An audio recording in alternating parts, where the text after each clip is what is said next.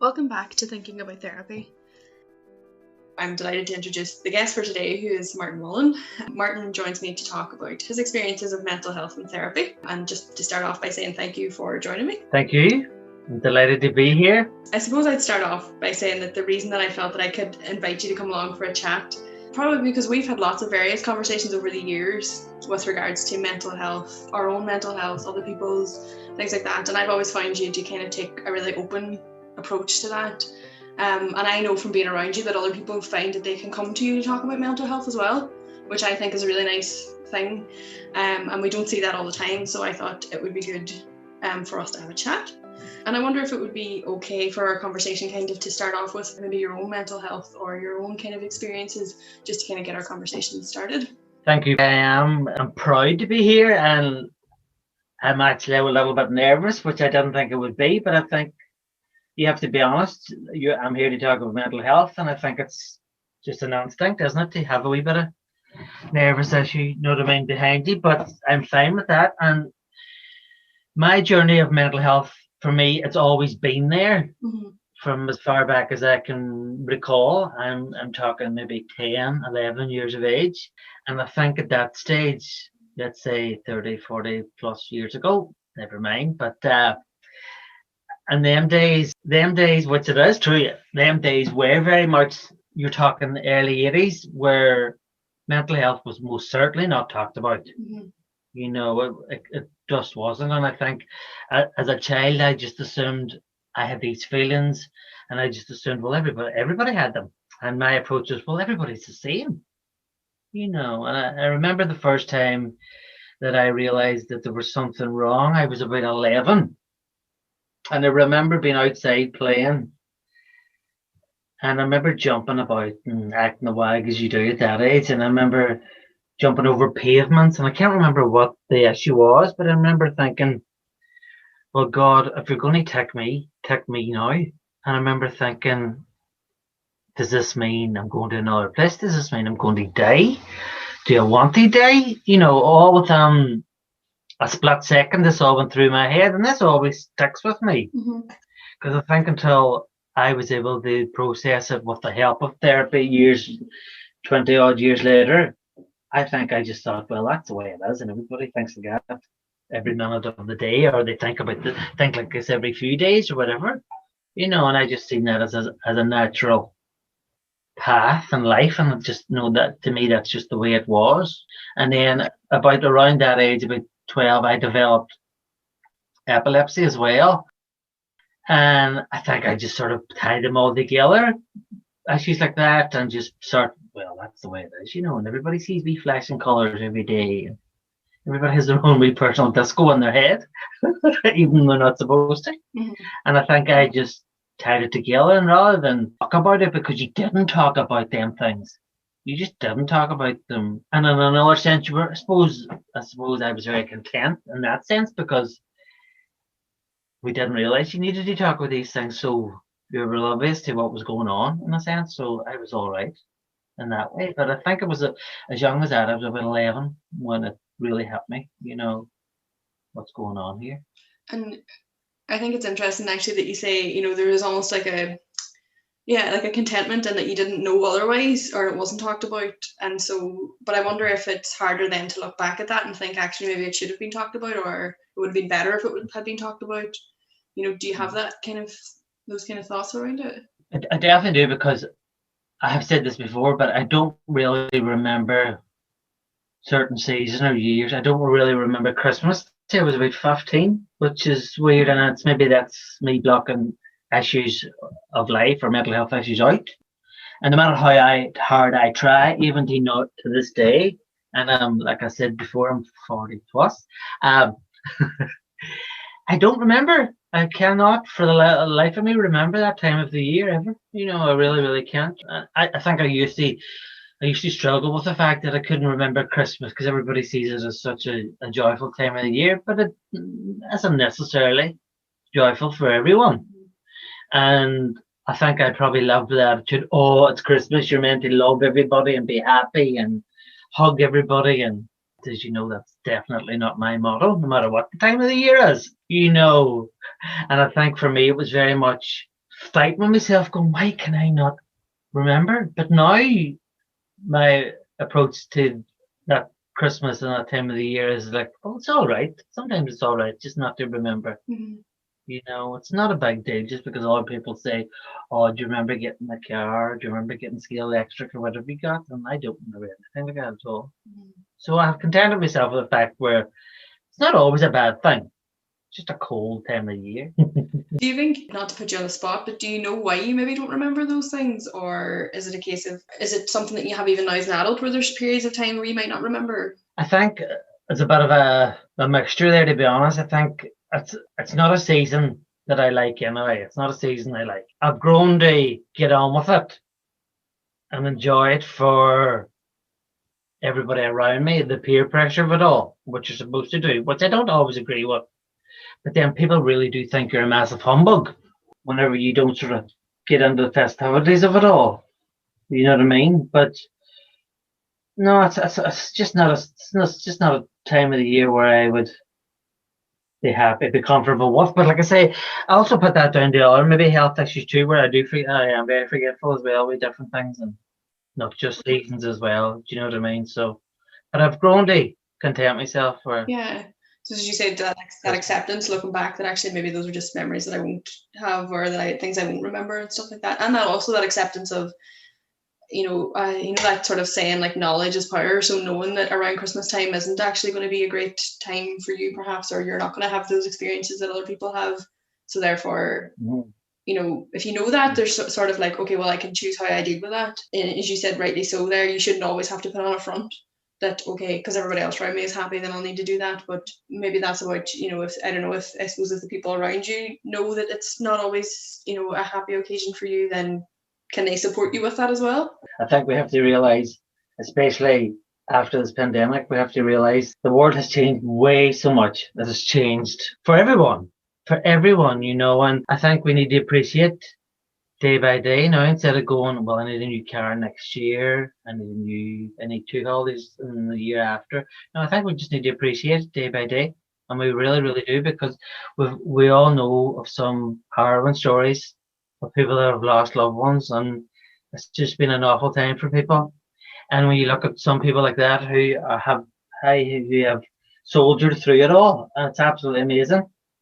When we're sitting at times worrying about, like I say, the new car or blah blah blah or whatever is going on, I think now's the time to embrace the loved ones we have around us and try at times and be a wee bit more content. Mm-hmm. And, I think we missed out on contentment a lot because we worry about society, we worry about people around us. We sort of don't check in with ourselves at times. Mm-hmm. Sit back for 10 minutes and go, oh, that was all right. That was an okay day. Something that I try to do because for my mental health, I have to do it because my mental health bounces about every single day, and that's exhausting. Mm-hmm. It's absolutely exhausting. It really, really is. I think some people who haven't experienced mental health who are very lucky, and maybe never have to. It is physically and mentally draining. I think sometimes people's approach of mental health is it's activity in your brain, but it's disrupting your whole body. It really is. It's taking it out of you. Yeah. It really is. So I think it's time for us to embrace ourselves before we embrace each other. Yeah, I like that. That's a nice way of putting it, I think. And I think that's a very valid point in that, it's not like we can't switch our mental health off. Like we don't have the power just to flick a switch and go, okay, let's turn that off for a while. It's all the time of every day. And so when somebody does have mental health difficulties, there is they don't get a break from that. And even a good day can sometimes come with a, oh dear, does that mean that tomorrow's going to be a bad day then? Or, that evaluating and all of that. 100%. That really does. That is the way it works a lot of times. And no matter how hard you try, that roller coaster, you're on that roller coaster and it goes up and down every single day. And it doesn't matter what I'm doing. People, it could be the happiest moment that people expect you to be in because of where you are, your surroundings. But that's not necessarily true. I've been in some amazing places and times, but my mind's been completely somewhere else. But you learn to be a showman. You learn to have a front for other people all the time. But it is all right to go, I'm not all right today. I don't feel well. because we carry a massive sense of guilt for talking about our health, or especially our mental health. We do carry guilt, and there's absolutely no need for it. And the guilt does pass, and that does help. That does help that day if you do put your hand up and go, I'm not feeling this today. I am not feeling this. Because for me, in a sense, when I'm like that, there's no in between. It's all or nothing. There's very rarely there's an in between, because I think a few weeks ago, as an example, I was just dealing with a lot of things that was going on personally and roundabout, and my motto was jump right in and make sure everybody's okay, which I automatically do. And I did do that for about 4 days, and then after about the fourth day, I just felt this massive sense of calm coming over me. And then I knew I was just going to completely dip after it. I knew it was coming, and I tried to manage it. And I did dip for 2 days, but I niggle away at this black hole and go, there's a wee light there somewhere, knock at it. I mentally imagine this and I knock away at this here. And whatever for you helps, if that helps you, if something as crazy as brushing the floor helps you, brush the floor. Everybody has a different way of dealing with their mental health. Finding it is the big thing I think that people struggle with, is finding what that thing is that helps. That way of thinking that either helps them get them out of that situation, or as you say, they're doing something. But it's very difficult, I think, and actually, I suppose going back to whenever you were younger and things like that, what we see with young people is often they don't know what that thing is. They don't know and that's where we see then people turn to things like what are readily available, alcohol, drugs, or self-harming and things like that, because they don't know what else to do to cope with that. Well, they definitely do. And talking on the addiction side of mental health, I think which most people do suffer. I suffered with alcohol abuse and self-harm for years. And I think with the alcohol side of things was I was never somebody. A lot of people have the stereotypical, oh, there's a drunk. They look drunk, they act drunk. That wasn't the way it was. I spent the majority of my life working in hospitality, and it's easy to have a drink after work, go to a pub, have a couple of drinks to top that up. And people's attitude then is, oh, they only drank a couple of pints and, oh, they're drunk and, oh, they're an easy night out and all this. But that's not really what's going on. They're topping up not just alcohol, they're topping up their emotions and hiding from what's going on around them. And and it's very easy. You become very good at hiding it. Like I say, the showman in me used to come out a lot like that years ago, where you become very good at jumping out from behind a stage door because you worked in a profession where you had to perform, first of all. And then whenever that so-called buzz calmed down, you needed something to bring you up again. And alcohol was nearly always there. You know what I mean? Because restaurants, there's always a bar, there's always drinks, blah, blah, blah. You know what I mean? And you fall into that trap of people expect you to always go out and expect you to always be in the pub. And I did that for about 20 years. That was what I done. And my self-harm came into that as well, which I didn't know I was even self-harming for years, till I used to always have these black sort of shaded marks in my arms, but it was actually self-harming, where I was constantly banging at my arms slightly banging at my arms and not realizing what I was doing. Even to this day, I would still do it if something if things are going, if I'm not in control of, or believe I'm not in control of my mental health or a situation, I would still do it. But thankfully it's few and far between. But for me, the self-harm side came to a head whenever I was about 38, 39, and I remember I was doing something in the kitchen one day, and I remember reaching for the knife and a hammer at the same time. I'm going, well, the knife will cut you, but the hammer will just show bruising in a sense. So I was cute enough to realize, use the hammer and bang your legs rather than your arms. Even though I did get a realization that day of going, what are you doing? What are you doing? But I still did it for a few more years. I still did it because that was my escapism from life, and that was helping me get away. But at the same, not to use the knife because people would have noticed more. And I knew that for me, that was like the hammer. The hammer was better, even though it was bloody sore, believe you me, but the hammer was better at that time for me.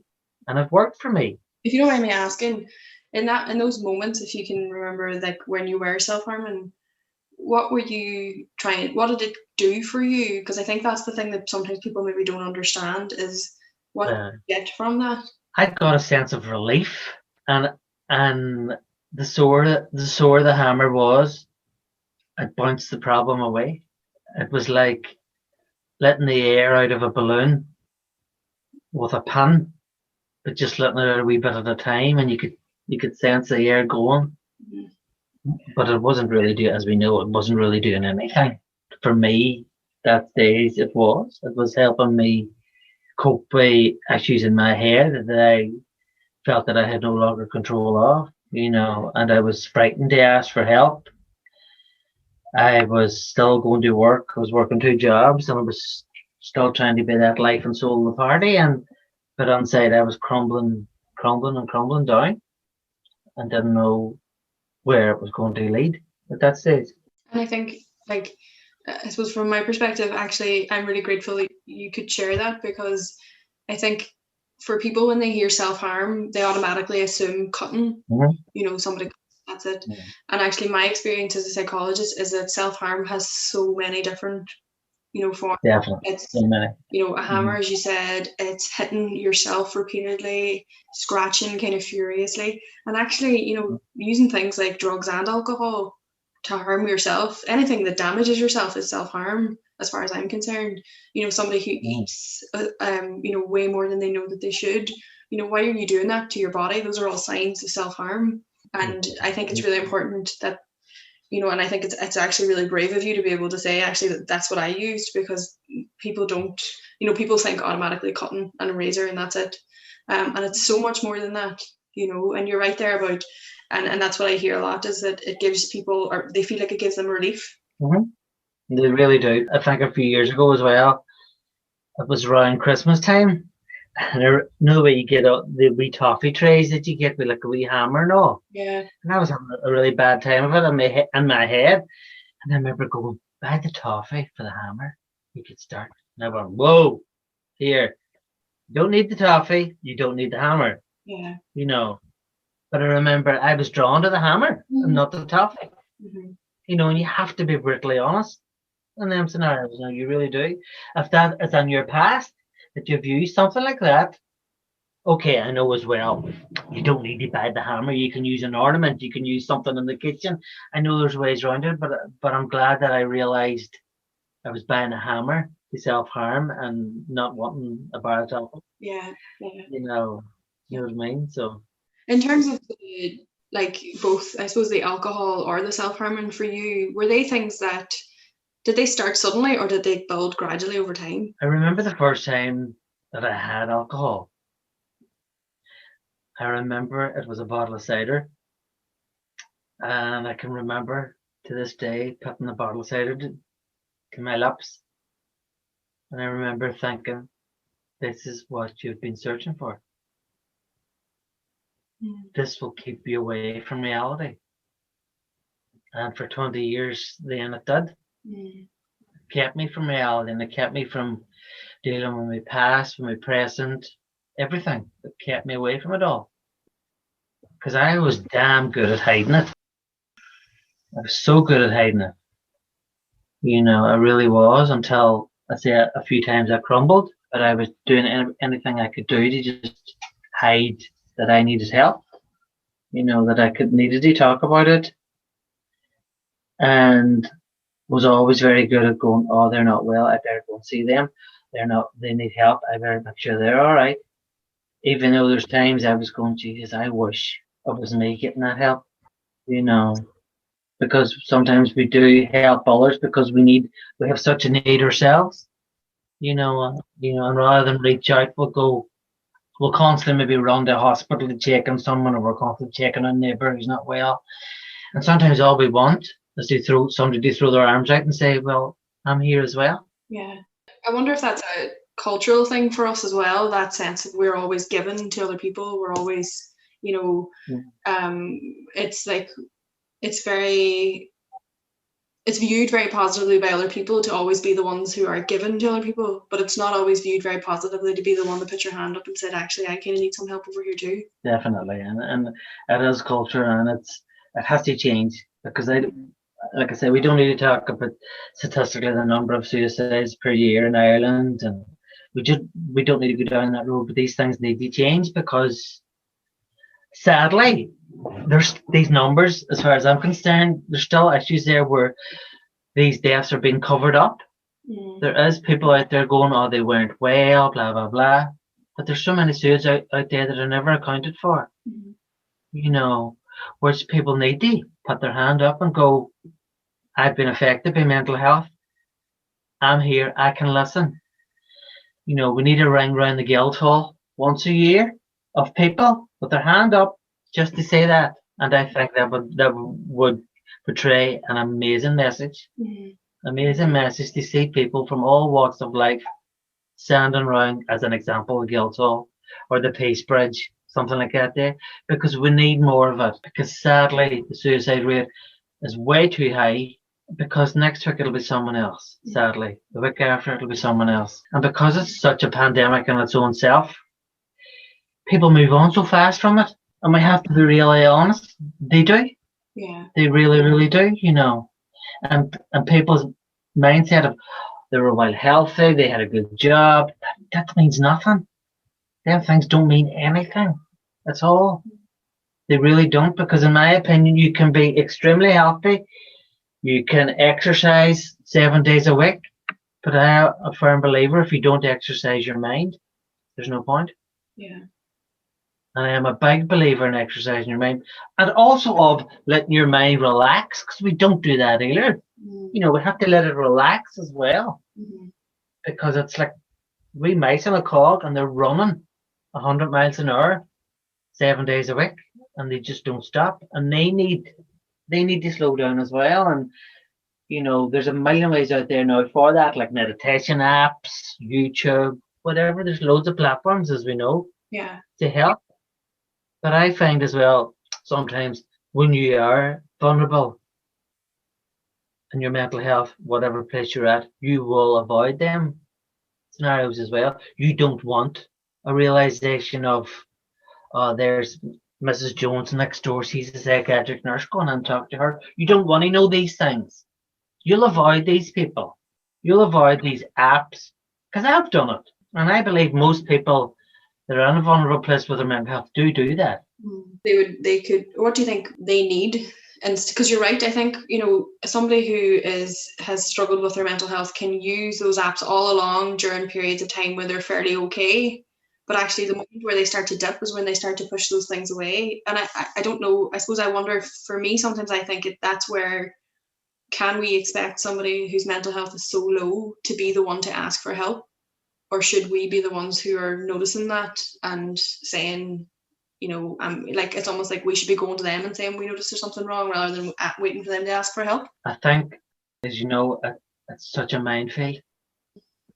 What's right and what's wrong, it's nearly impossible to say. Yeah. Somebody could be in with a therapist today and going, oh, they're in a great place now, and maybe do something tragic tomorrow. You just don't know. The mind is, and you can, in my opinion, you can't trust your mind, and I can't trust mine either. Only I am aware of it.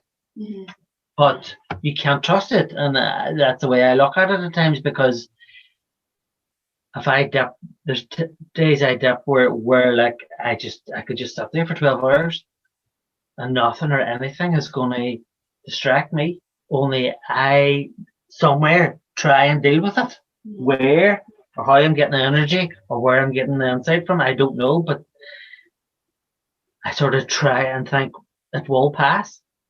And it can happen in the most bizarre times. I could be sitting in a meeting, I could be sitting chatting, boom, there you go. There it is, it's coming.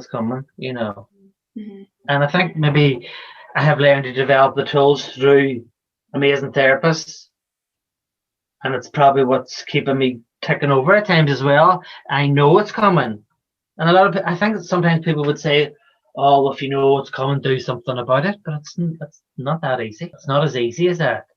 Yeah. In a sense, it's possibly good to be aware that it's coming at you, but it's how you deal with it. Yeah. Because I believe there's part of me has come to accept I'll always have issues with my mental health, and that's all right as long as I'm able to deal with it, to deal with what's coming at me, like, Yeah. you know. Whenever Because you said, there that you've had some good experiences of therapy and things like that, but I'm thinking about earlier when you said, from a young age, you didn't really realize that there was any, or you didn't think much of it. You thought everybody was the same in terms of the thoughts that you were having. You just assumed that everybody else was having them. At what point for you did you realize that wasn't the case, or what made you? Did you seek help, or did somebody else intervene, or how did that come about? like I say, it was help. I seeked help. I took a breakdown whenever I was 39, and if I'm honest, I've had more than one. Only the one I had when I was 39 was my friend found me. I took an overdose of tablets. And that was a massive turning point in my life, in the sense of, first of all, I was found. Secondly, I got help. But also, bizarrely, leading up to it, it was a Wednesday. The 2 days before it, I was in such an euphoric place. I would have believed that I had won the lottery. I was so high for 2 days because I was ending my life. And I was so happy. And thankfully, friends noticed that what I was doing for a few days was ringing people, checking in on people. I was putting everybody in a box to make sure that they were all right. Mm. And for the grace of God, or whoever out there, whoever you believe, even if you don't believe in anything, I was found, and I was rescued from that place. Even though I believe, right, that's it, it's time to go now. That's over. You can't ask for help. There's nobody can help you. But I hadn't asked for any help. So my mind was, in my sense, my mind was telling me, right, it's time to go. It's over for you now. Away you go. Cheerio. That's it. Bye bye. And I don't really remember a lot of the next few days. I don't remember about a week of it, to be honest. But I just remember a social worker saying, it's either go down to Grantcha or go and stay with somebody. That's all the line was. That's all she said. And it worked, because I had to go and live with somebody for a while to get on my feet. And I remember going, something has to give here. Something has to give. I can't go any further down. I have to try and get back up again. Mm.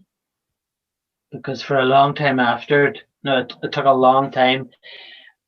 I think it must have took about 6 months before there was a realization of, like, oh my God, look what you done. You were prepared to go. You just prepared to go, and you were quite happy to go. Mm. Because that's something that I've always been aware of, that euphoric stage, which happens often. It does. It still happens often. And I think that the only difference is now I'm afraid of it. As before, I was never afraid of the feeling, because I knew the feeling was taking me somewhere else. But even to this day, that feeling would still make me believe I've won the lottery, or I'm better than everything and everybody, or I can walk on water. That has happened as well, which is really, really, really bizarre. Like, where I believe if I went down to the water, I could walk on top of it. And that is a very, very dangerous place. Only for the grace of God or Allah or Buddha or whoever, there has been a quick shock of fear has come after it, which has helped. Yeah. For me, it has helped, but it is dangerous. It is very, very, very, very dangerous. And for anybody that feels like that, who's never had help, you really, really need to seek help, because that's to me where the dangerous line is. Or it could be, I suppose it could be loads of different reasons, but what was it that had stopped you getting help up until that point? I think because I just battered on with everything. I just was always working and always drinking. I thought, well, I don't need to stop. This train doesn't need to slow down, basically. Even though hindsight's a wonderful thing, isn't it? When people say, oh, I noticed blah, blah, blah, I noticed this, or I noticed that. Isn't that going back to what we were saying about putting your hand up and say, listen, I noticed you're not at yourself today. Don't be afraid to approach that, because that could help. That might help someone more than you will ever know. They might respond by, I'm fine. What are you going on about? But that doesn't mean to say that you won't plant a seed. And that power could really, really help someone. Really help somebody. And I know I've had, for me, people probably seen for years, oh, he just seems a bit manic, he just seems a bit whatever, because that's what people would have said. I think I trained myself to be cool with that. You know, and as someone said to me one day, you're like a social butterfly. You're always out, you're always cheery, you're always, and I remember going, you haven't got a notion. You know, and I think that was about a year after I took the breakdown. Someone said that to me, and I remember thinking, wow, could you not have said that last year? You know, because that wee sample line might have changed my pathway, you know, of my thinking. We don't always necessarily need to stand in front of somebody, hold their hands and go, right, you're not at yourself. Let me talk to you. It doesn't have to be like that. Yeah. I think it's about naming something, though, if you see it, as you say, and even it doesn't have to be from a psychology perspective, sometimes we say, like, you know, action is later down the line. The first one is just noticing, you know, so it's not a case of saying you're not at yourself, you should go talk to somebody. It might just be saying you don't seem yourself. And if, as you say, if the person doesn't respond to that positively, that's okay. It doesn't mean that it was the wrong thing to say. And actually later on in the evening, when they go back to their own house and think about that, maybe they might, you know, that might kind of stir something in them. But I think we're not very good at saying that to each other. You know, we're not very good at, you know, we might notice it, but we might not say it to the person as the other ones. We're very good at saying it to other people. Did you notice that such and such isn't at themselves? But we're not very good at the person. We're very good at saying what's going on there. Yeah. And that's it. You know, where it's very easy to just approach it with the person. Yeah. You know, and I think we have to develop tools for everyone, whether it be 5, 15, 25. These things have to change, and they have to change now. Yeah. Because coming out of this pandemic, the mental health issues are just going to be through the roof. It's going to be a massive explosion of emotional baggage for people. It really, really is. Because there's people out there that won't come out again because feel they don't need to, because they can get their groceries and their stuff brought to them. There's that angle of people. There's teenagers who maybe missed out on exams or university, and they're really, really struggling there, and they just don't want to talk about it because they're at the stage where I have to go to university and that nothing else matters, which is okay as well. But we all need to learn to talk about it more. We need to put our hand up and say, listen, I am struggling. If you're struggling, text me. Anything. It's easier nowadays. When I was young, you had to write a letter and post it and all that carry on. But it's so, in one sense, that technology helps, but it's super fast. But in another sense, that's a hindrance where everybody's portraying the perfect life. Yeah. Which doesn't exist, and that's not there. Full stop. The people's mental health is just going to completely escalate, you know. In terms of your own experiences, in sort of that point at which you'd had that breakdown and things like that, or accessing support, were you accepting of support then, or how did that come around? And even probably since then, if you don't mind me asking, have you had much kind of therapeutic input, or have you, what kind of support have you had? I think I was so willing at the start for support that I was so far down that I needed to lift my head up some way. And I remember the first organization I went to, and they were absolutely fantastic, and that was my starting point of about 6 weeks with them. And I remember The counsellor said to me one day, I know we're not meant to do this anymore, but this is what you need. And the counsellor hugged me. And that was the best day. That'll always stick with me with that counsellor done. Because sometimes people need a hug. People need that. They need that embrace. They really, really do. And that sticks with me from the very first day that I got help. And that's nearly 20 years ago. And I still, or not 20 years ago, but I still see a therapist because it's good to check in mentally. It's good to check in, every month or whatever. If you can allow yourself, if that's okay, it's good to check in and go, right, I think I'm all right, but I think if you have to say, but you need that monthly check in. It's like a car. If there's no petrol in your car, you wouldn't expect it to go anywhere, would you? Do you know what I mean? I think that's a really healthy attitude because I always say to people, I think that people should have 6 weeks of therapy every so often just to have a chance to check in. And you might not have anything to talk about, but there's a lot to be said for having a space where you can go and talk and somebody else listens. Definitely. And nothing might come of it, and that's fine. But I suppose it's giving yourself permission to check in with how you are, rather than just going on and on and on. And I think we very much live in that kind of move forward, always be busy, go go go. And actually, that would allow, in my opinion, people a moment to go, I'm just going to check in and see how things are here. What I find there with people is that there's a lot of people out there who still don't believe in the safe space. And a lot of people still fear that safe space. I remember when I first went to therapy, I was all, I'm telling you nothing.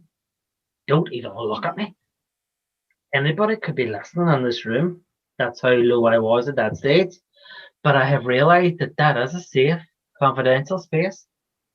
And a lot of people need to be a lot more aware of that, because it's, like I say, it's the most amazing thing that you'll ever do is talk to someone in that safe space. And it really, really does help. I think that's a very good point that you're making, though, that actually we do talk about therapy being this safe, containing space and all of that.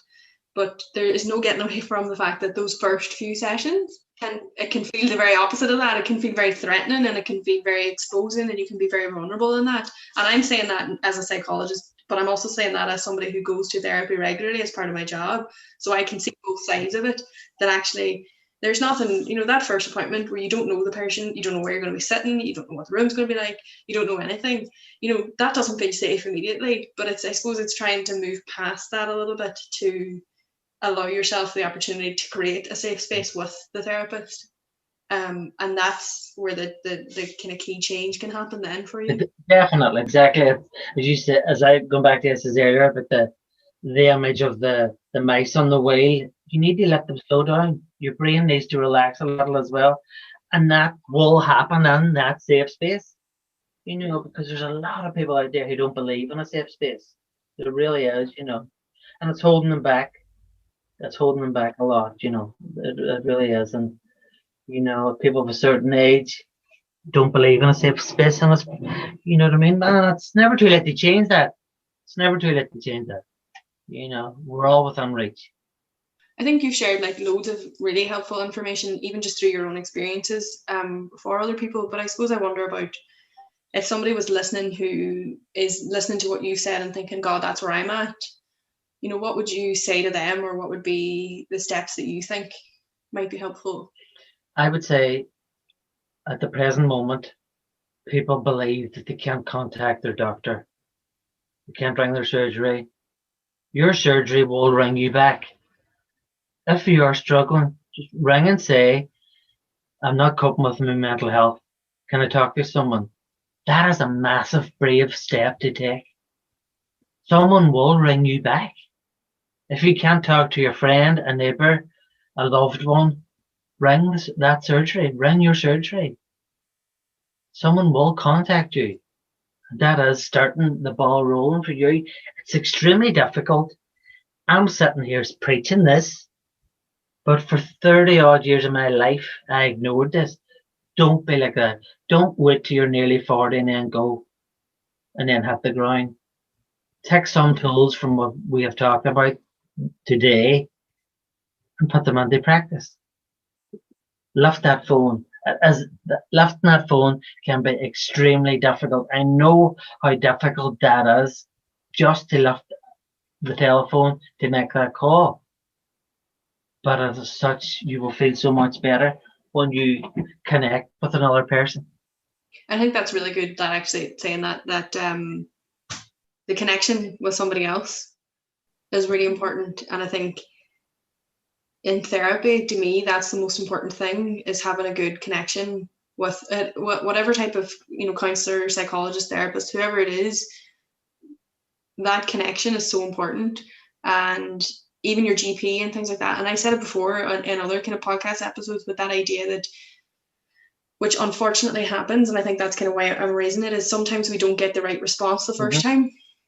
Sometimes we get a kind of passive response, or maybe we feel like we haven't been listened to, we haven't been heard. And I appreciate that it was hard to pick up the phone the first time, but I would say do it a second time until you could, because there are loads of people out there who are willing to support you. And it's unfortunate that sometimes we have to kind of look so hard to find that person, but there are so many supports available. It's just about getting that connection. And it is, yeah, and it can come down to something as, which I would say class has been nearly easy, like a listening ear. You could be out for a coffee with someone. You could be walking the bridge with someone. You could be having a wee pint with somebody. Well, not now, but you know what I mean. You could be out somewhere like that for an hour with a mate, especially men, but you could really be chatting about how you're feeling. Nobody knows what you're chatting about the other end of the room. Nobody. And reach out to that friend, especially men, because as you know, men are statistically terrible at talking. And we know that. There's no point in dressing it up. It's fact. It's true. It's out there. But we have to learn to start talking. Even if it takes 2 pints. Yeah. And you start going, well, I'm not at myself, or I don't feel right, or this is happening, or this is going on. Approach that again. Approach it the next day. But give yourself the pat in the back that you did that night. Because nobody knows what's going on when you're out walking about. And remember that. We have to get over that fear that people notice. They don't notice. Everybody's too much going on in their own mind when they're passing you in the street. You worry about your pink hair, or your orange shoes, or your yellow raincoat. They've all too much going on. Split second later, we're looking at somebody else with a blue raincoat on or yellow hair. That's one of the things I guess we talked about in terms of men's mental health in particular. And I know you do a lot of work with that as well, but for you, what would be some of the barriers, do you think, in terms of men accessing like mental health support? I think for men, because as you alluded to there, I work for the Pink Ladies Cancer Support Group in the gas yard, and we have our own men's group called the Pink Panthers. And you're right, at times men will not approach their mental health because it's still a taboo for a lot of people. And not a taboo because you're 70. You could be 15. It could be your upbringing, it could be your background, it could be where you live. There's loads of reasons. And I think we have to realize we can't stigmatize 60 plus. Oh, they wouldn't get it.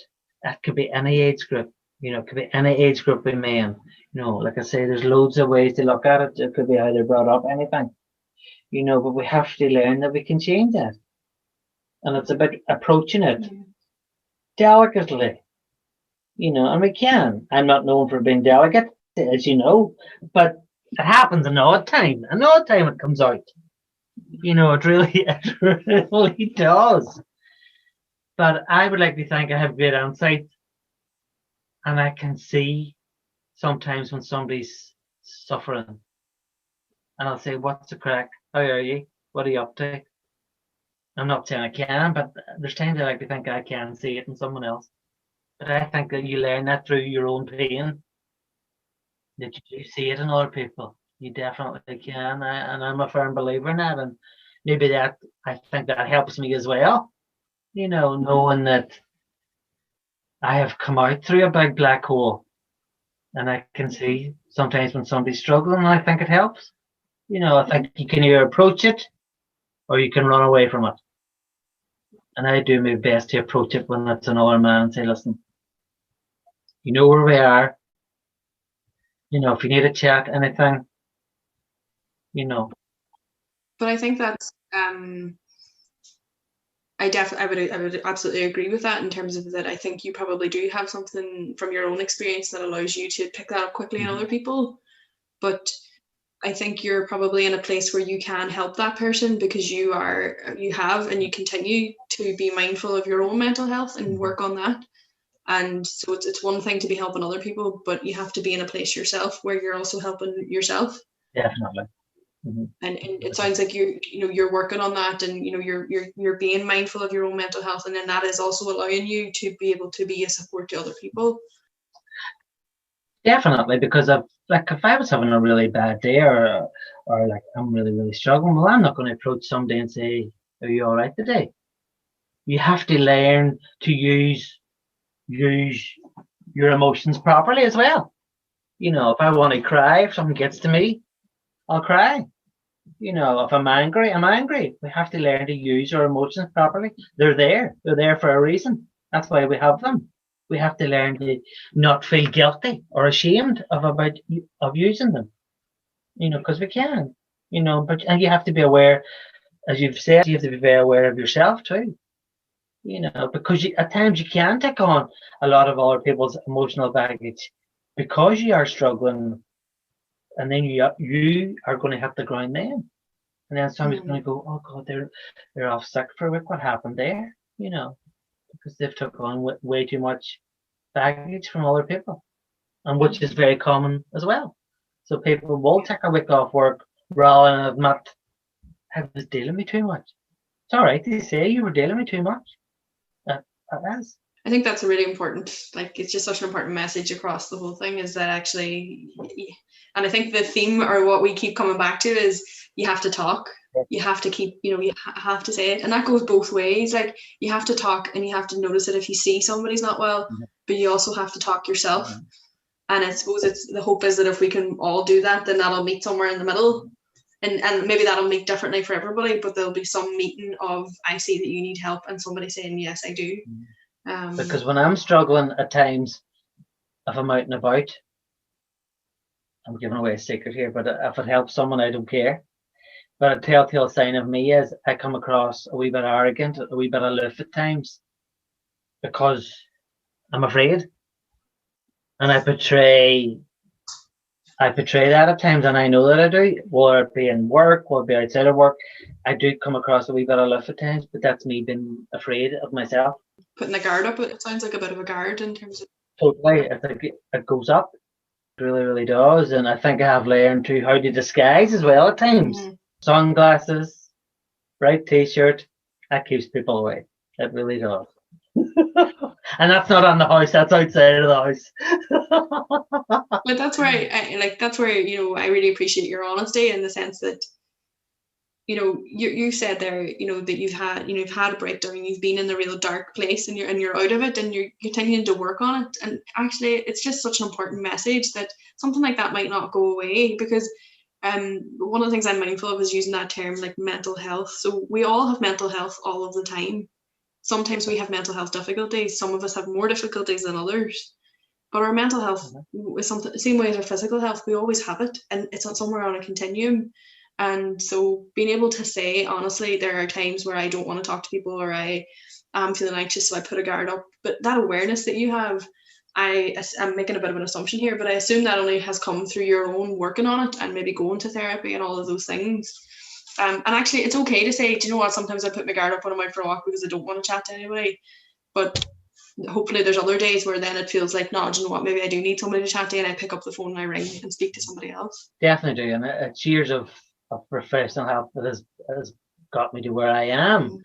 And working, I will work on it forever, because I have to work on it every single day.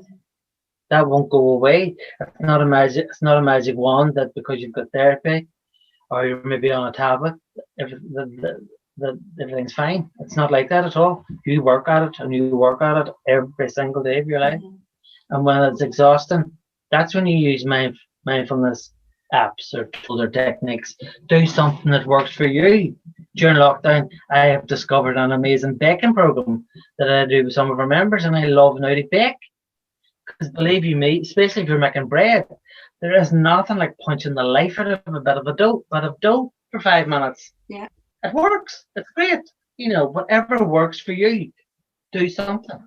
Pick up a new hobby. Pick up an old hobby. Anything, as long as it helps. It doesn't always have to be the stereotypical of, oh, I'm training for a marathon, I'm swimming the channel. It doesn't have to be like that. Yeah. It so doesn't. Yeah. No, I think that's really helpful as well. Is there anything else that you think is important for us that we maybe haven't talked about, or anything? I think the reason that I wanted to do this podcast with you was that us men don't talk enough. And at the end of the day, they don't, and we don't. And just because I've got help, I can be as guilty as the next one.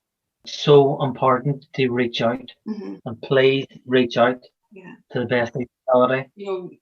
That's the reason for me wanting to do the podcast as well, is that actually I think not just men, but I think, I don't know if it's a cultural thing or a generational thing or whatever it is, I think we're getting better at it. But sometimes I wonder if we're getting better at saying, putting up Facebook statuses, you can always talk to me.